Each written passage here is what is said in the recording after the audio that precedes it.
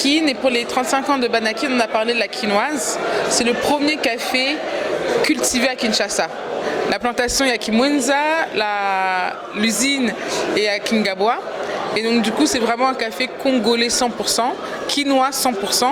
Donc pour nous c'est important de montrer aussi les entrepreneurs qui opèrent à Kinshasa et même les agriculteurs industriels que nous avons dans la ville de Kinshasa.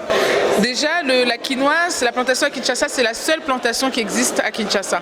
Donc il y a vraiment un côté unique. C'est un café qui existe nulle part ailleurs. Donc ça c'est déjà la première chose. La deuxième chose, on propose un café qui a gagné des trophées à l'international. On a gagné un trophée à Paris au Salon international de l'agriculture. Donc on a battu les cafés qui venaient du Kenya, du Brésil, de Colombie. Donc c'est vraiment un café qui est très très recherché. Après, le fait est qu'on a notre propre usine, donc on torréfie nous-mêmes notre café et on travaille aussi en étroite collaboration avec l'ONAPAC. Donc ça nous permet de vraiment avoir un café avec la main-d'œuvre congolaise. Alors c'est une très bonne question. Nous n'allons pas simplement rester à Kinshasa. Nous travaillons déjà avec les provinces du Kasaï, les provinces du Congo central. Donc on travaille vraiment avec le Grand Kasaï, le Grand Kivu et le Congo central. Et on est amené à travailler comme ça avec de plus en plus de provinces.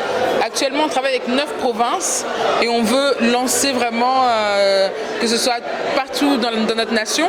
Il faut savoir que la RDC était l'un des premiers pays exportateurs de café il y a 40 ans. Aujourd'hui c'est plus le cas, mais avec la quinoise on veut changer les choses.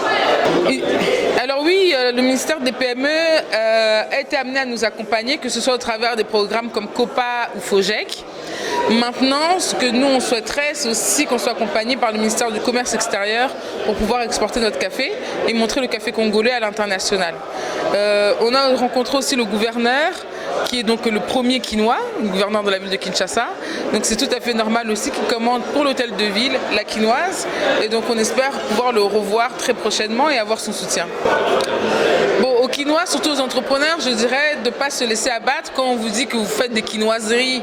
Dans sous-entendu, vous êtes des aventuriers, il ne faut pas se laisser abattre. On sait aussi que les Quinois, on est très courageux, on parle beaucoup, mais on agit aussi. Donc c'est important voilà, de montrer aussi le bon exemple, surtout la nouvelle génération. Et puis avant d'être Quinois, nous sommes Congolais tous, donc ça aussi c'est important de le souligner.